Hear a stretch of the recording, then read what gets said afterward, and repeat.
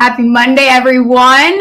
I have a special guest, first-time guest on the show, one of my favorite follows on Twitter, X, whatever you want to call it. This is Ahaan of Player Profile. How's it going? Not too bad. Thanks for having me on. I've seen the show a few times. Some of my friends have come on. Ref, that's my guy, came on a few weeks ago. So happy to be on finally. Yes, finally. And we have an interesting Monday Night Football game that we can talk about here. We'll jump right into it because that's probably why most people are watching. They want some picks. We've got the Bengals without a Joe Burrow versus Jacksonville. Jacksonville 8-3 right now. They are -10. Kind of expected the line to look like this. It's still a lot of points. The total's sitting at 40. Since he's plus 380 on the money line, I don't know that anyone's going to go down that road. What is your initial read on this game? Like you said, exactly. It opened up exactly how I thought. You see these primetime unders being a cash machine early in the season. Yeah. So these are two offenses that have like star names on both sides. Like I know it's Jake Browning, but still Jamar Chase, the hype of T. Higgins coming back. So you'd think that if it would at least be in the 40s, the total, but the primetime unders have been a cash cow. So I was expecting the line to open at like exactly 40, and you see it's 39.5 now. So yeah. I'm personally not putting any money on the spread or the total, but I love player props in this game. Yeah, I'm with you on that. I'm staying away from it. I don't like, this is a big number, and I know you have Browning under center, but anything can happen, especially in these primetime games. Let's jump right into some of these player props. What's the first one you're looking at for tonight?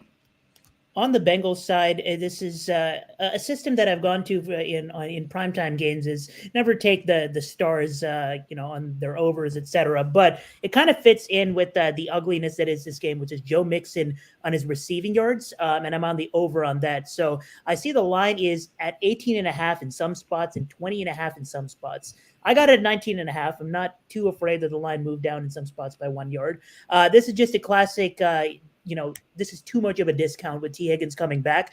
Browning has still, targeted the short route guys in most of his dropbacks. Over 35 of his 44 targets have been on short routes. So with T. Higgins coming back, we've seen in the past T. Higgins coming back off injury and his first game back not being 100%, either not separating or just not getting, all the snaps. And you see his touchdown price is like plus 350 in most spots, which kind of seems like a gimme, like people will want to buy in on T. Higgins' first game back. So I think T. Higgins is not going to be 100%, and we're going to see a lot of those checkdowns. And the Jags have been porous against running backs in the receiving game. So Joe Mixon receiving yards. Yeah, they have. And you mentioned this one to me earlier today, and I said I was on that as well. 10 to 12 games opposing running backs have gone over this number. I got it at the 19.5 as well. Not really too concerned with that. You explained it very well. So my first one mentioned to you, I have my quadruple Ds that I do every week.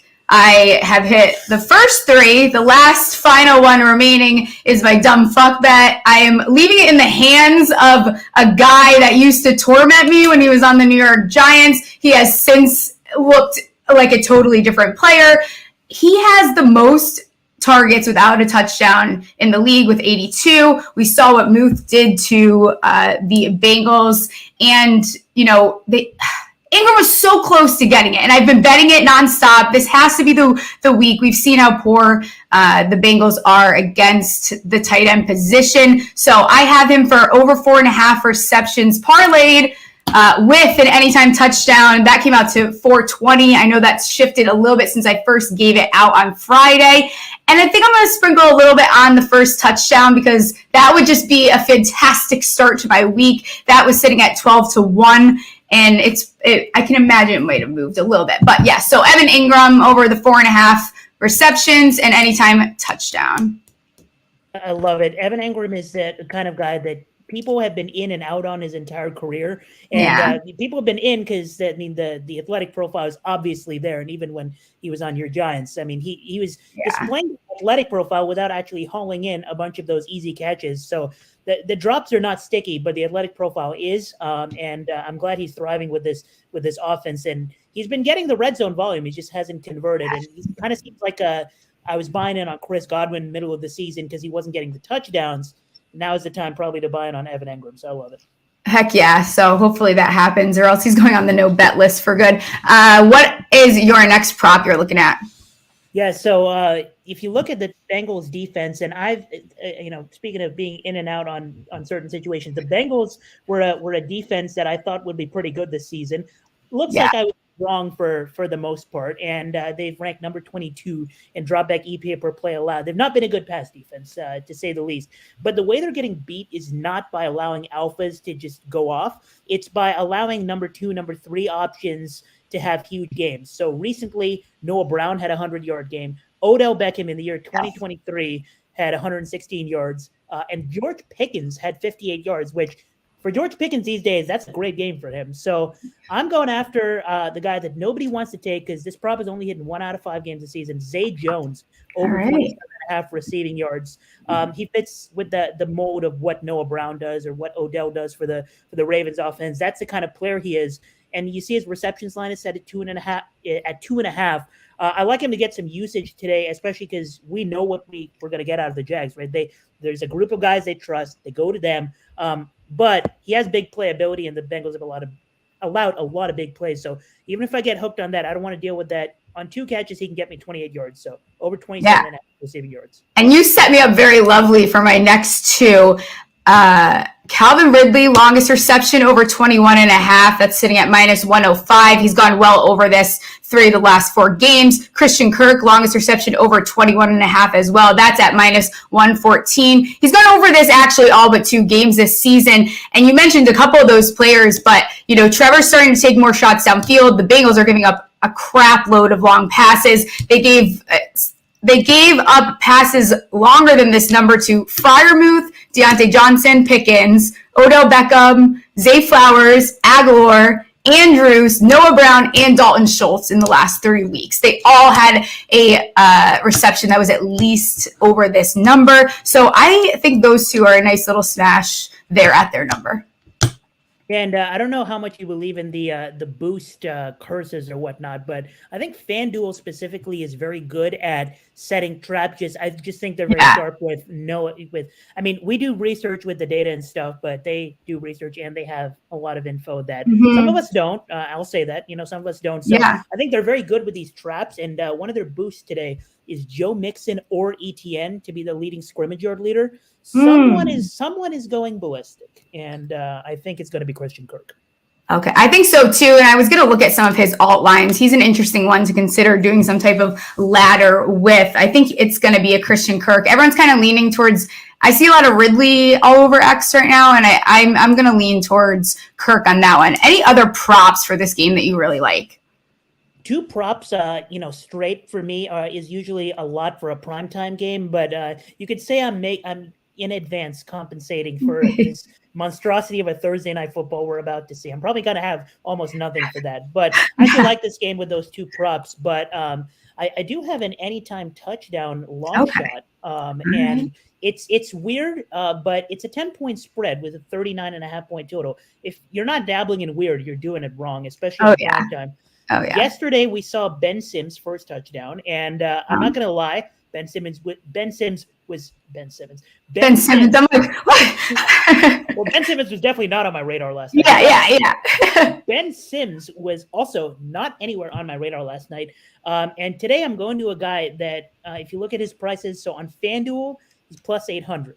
On DraftKings, he's plus 2,200. Oh! I'm going to the plus 2,200. There's a reason he's not going to be on people's radars today is because he hasn't gotten used much this season. But that was the case with Ben Sims, too. And you saw what happened there. Yeah. The Bengals like to rotate between all their healthy tight ends because none of them are great. Give me the guy from Florida, Mitchell Wilcox, plus 2,200 on DraftKings.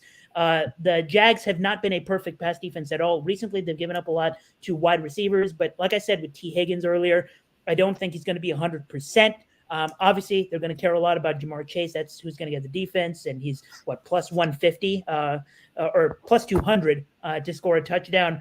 I think plus 2,200 is a lot for someone that has in the past in this offense basically just been used in red zone packages. He might run 4 routes, but if one of them is a catch in the end zone, I'm happy.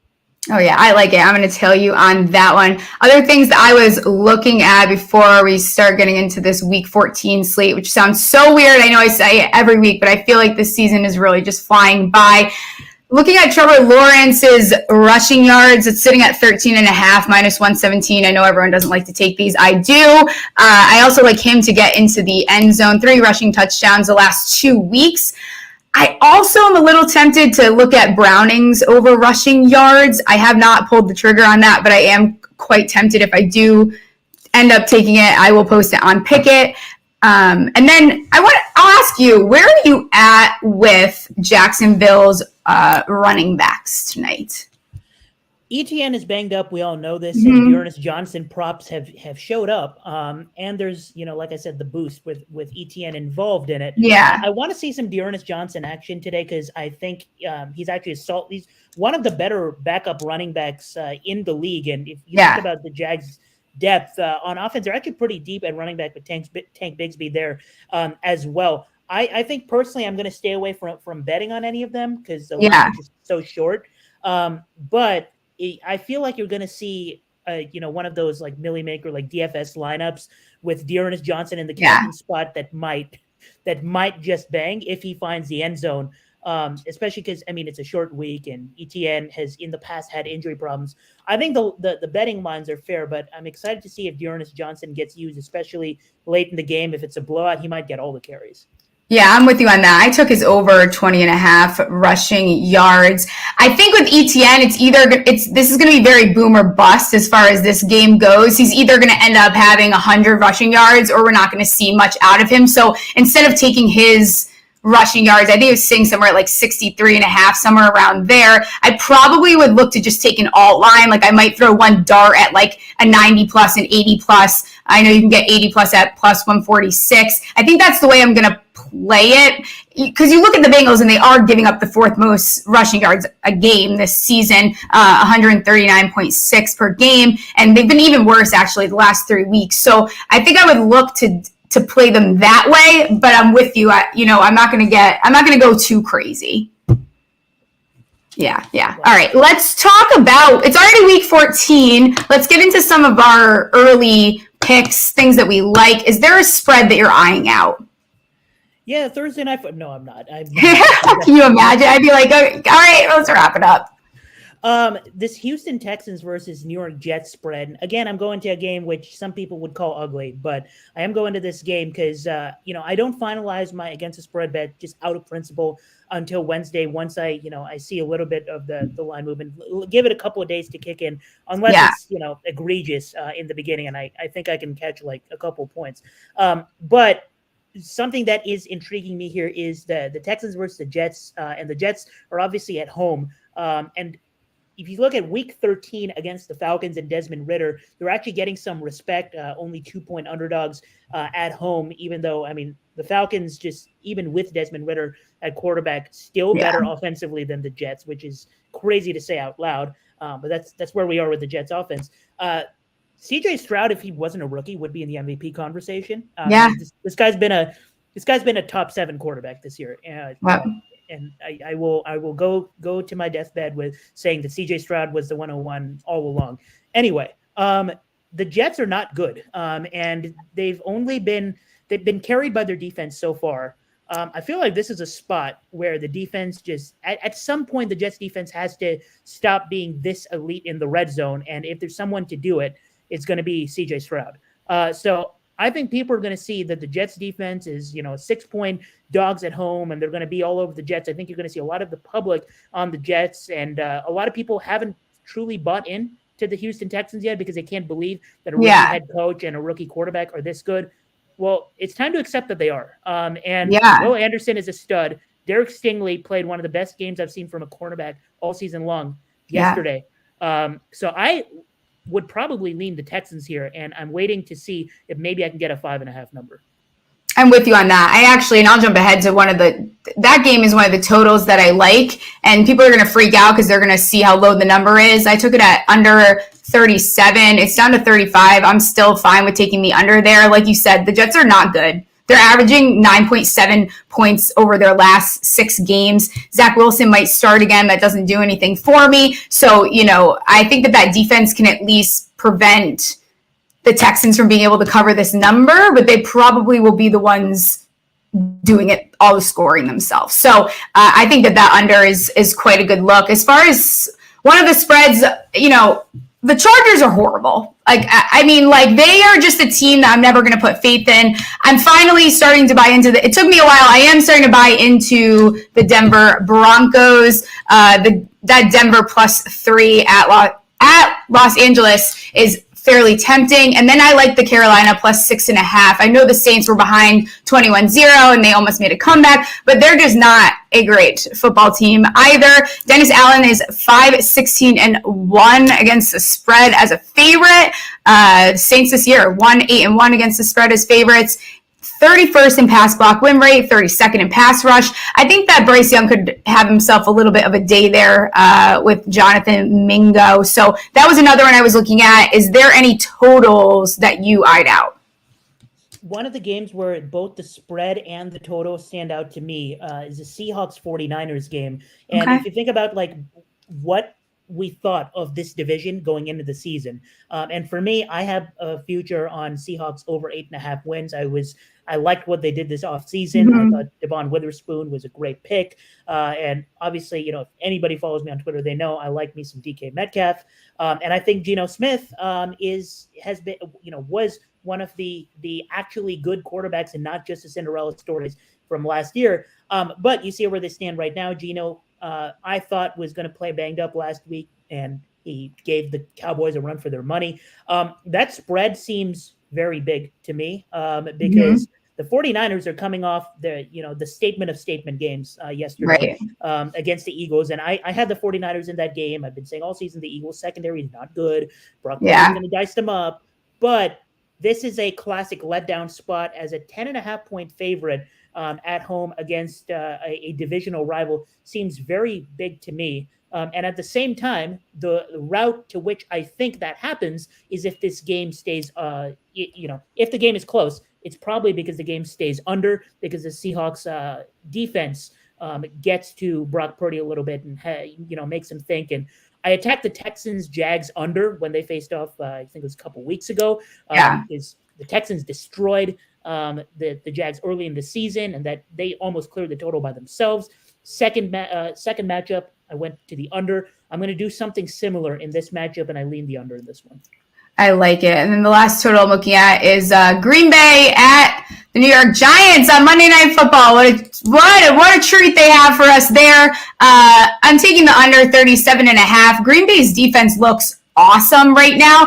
And despite the Giants being a disaster, their defense is actually pretty good, and they've been playing very well, especially towards this tail end of the season. So I like that game to stay under. As far as a underdog, is there anyone you're looking at? And I there wasn't a lot that I saw that it really excites me. I'm going to go back to the Broncos. I think that they kind of, stay hot here, even though they just lost that game that ended a win streak. But that was the only one that really stood out to me.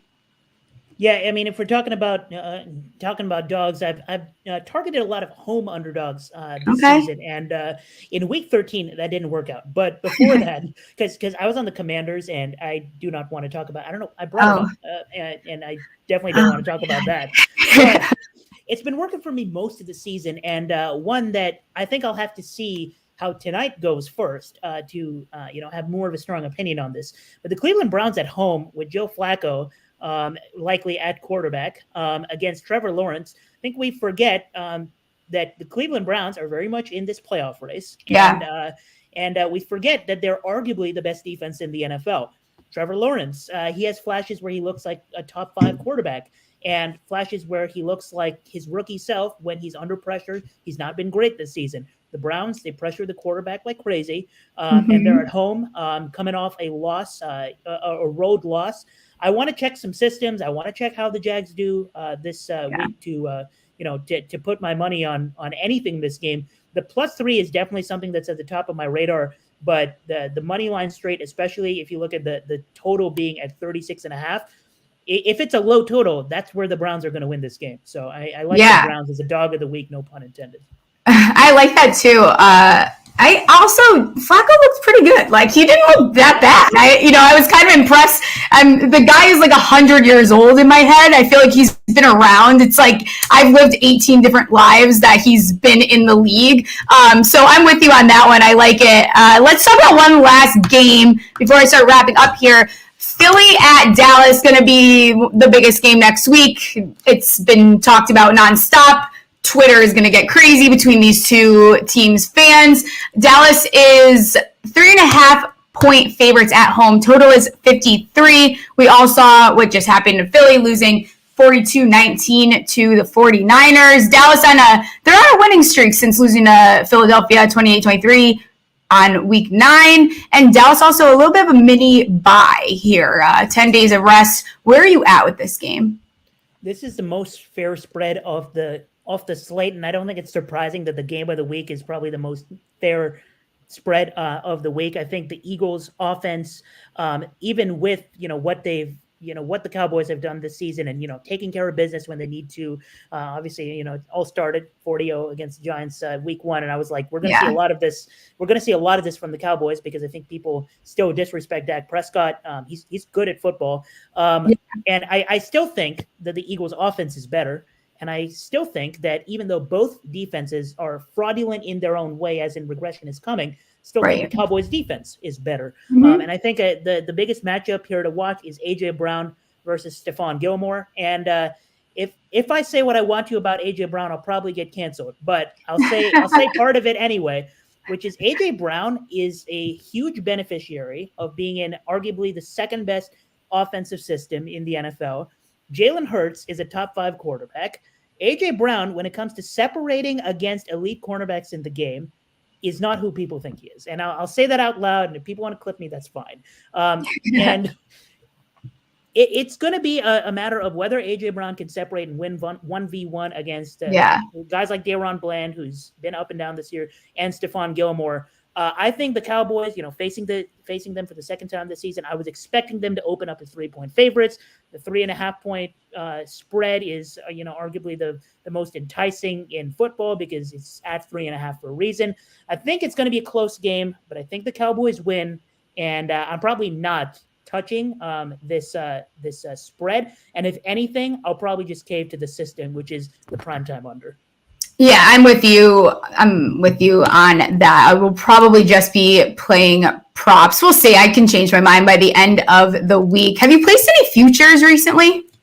Well, I mean, I had a future resolved yesterday, and it's not one that I can celebrate on Twitter. Because it was the Jets under 9.5 wins. Not going to flex that on Twitter. It was my biggest bet of the offseason.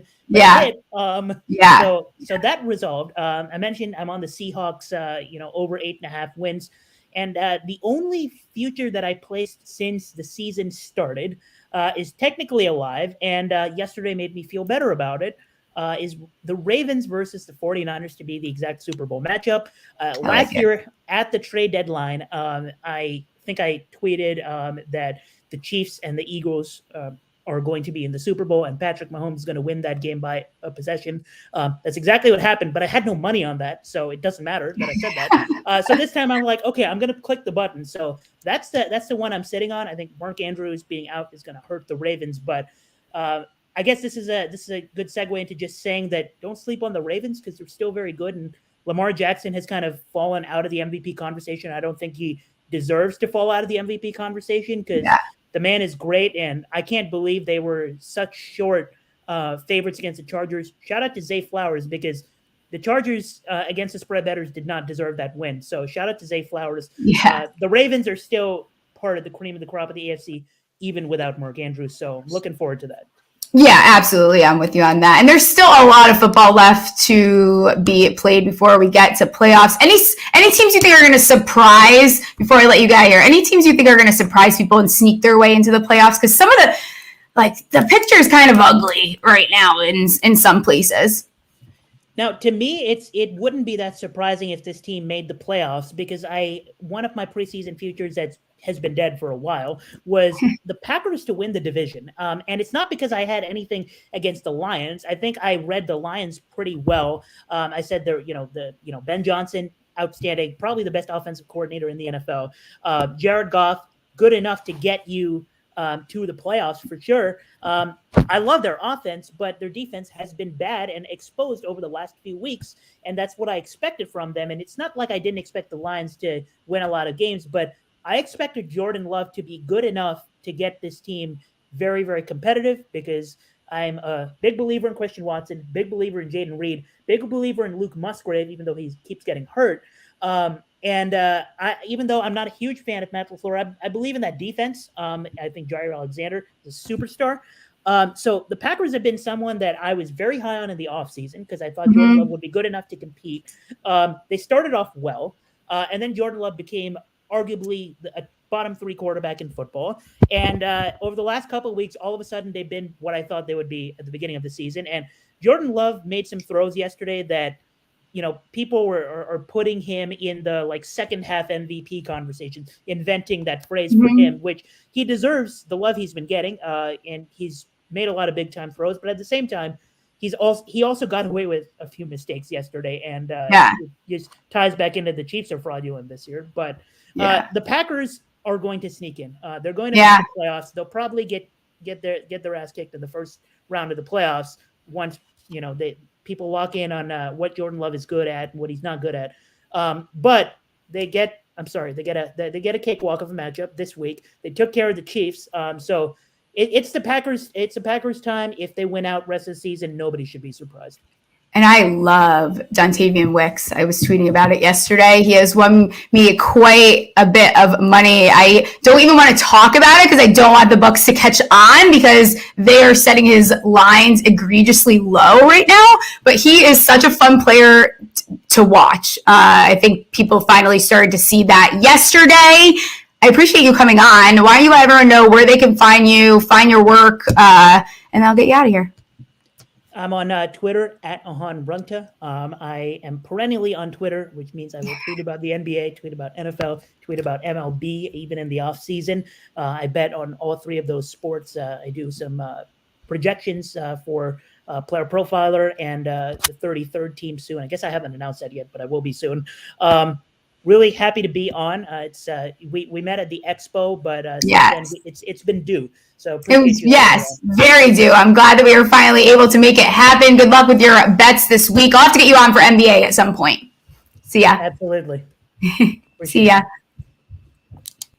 And then we'll let producer Ryan jump on here. I see you don't have a creepy background anymore. Nice of you to join the party. It's less creepy. I'm still working on it, still unpacking, still getting ready. So how was your weekend? Did you have a good weekend? I mean, it was all unpacking all the time. So, I mean, the Cardinals won. So I am excited about that, even though they're hurting their draft chances. I still like to see them win some games. That was a fun game against the Steelers yesterday, despite the mini weather delays. I need them to win one more game to hit that futures bet of over 3.5 games. So I hope Kyler gets that done for me. I need that too. I'm trying to weigh, what do I want? A better draft pick or to win some money? It's a hard thing. I think I just want money. Do we have any questions before we wrap it up for today? Yeah, we do have some questions. First question. Do you think Mayer is better than Laporta? That is from Brad Holmes. I'm so glad. Okay. I'm so glad you pulled this question because I just want to have I was so fucking aggravated. I wrote out 8 different replies to this guy because all I commented was laugh my ass off. That does not imply that I think that. I was laughing at the tweet because I feel the same way as this person. So everyone on Twitter is so fucking annoying sometimes. This was an example of it. You just read the tweet and decide that you think you're trying to fit a narrative. And also, why are you guys going back and finding tweets from why do people have so much time on their hands? And how do I get some? I want to know. So fuck that person. Literally, I can't. Okay, so back up. Why? What is he even referring to? Though there was a tweet about. This was around the draft about Mayer was going to be better than Laporta. I don't even know what the tweet said. or it was like a video. And all I reacted on it was I said LMAO. And then I guess people found this tweet and dug it up. And now like people are messaging me because I laughed at a tweet. You don't even know what the fuck I was laughing at, do you? Morons. And if you watched my content, you would know that I absolutely did not have Mayor ahead of Laporta. So you're just fucking stupid. That's how I feel. You're stupid. Right. It's not nice to call people names, but if you're stupid, you're stupid. I don't know. There you go. All right. Well, getting worked up over Twitter. Next question. How much money would you pay for a Giants Super Bowl win? That's from Rob Dresch. How much money? I mean, everything that I have, my whole retirement, I guess. Actually, no, I wouldn't. They've hurt my feelings. So I don't think that I should have to put any money towards the Giants. I'm actually literally boycotting going to games and buying apparel right now because until they start winning, I'm not going to just put money into Mara's pocket. Yeah. Well, I'm cranky today. Look at me cranky.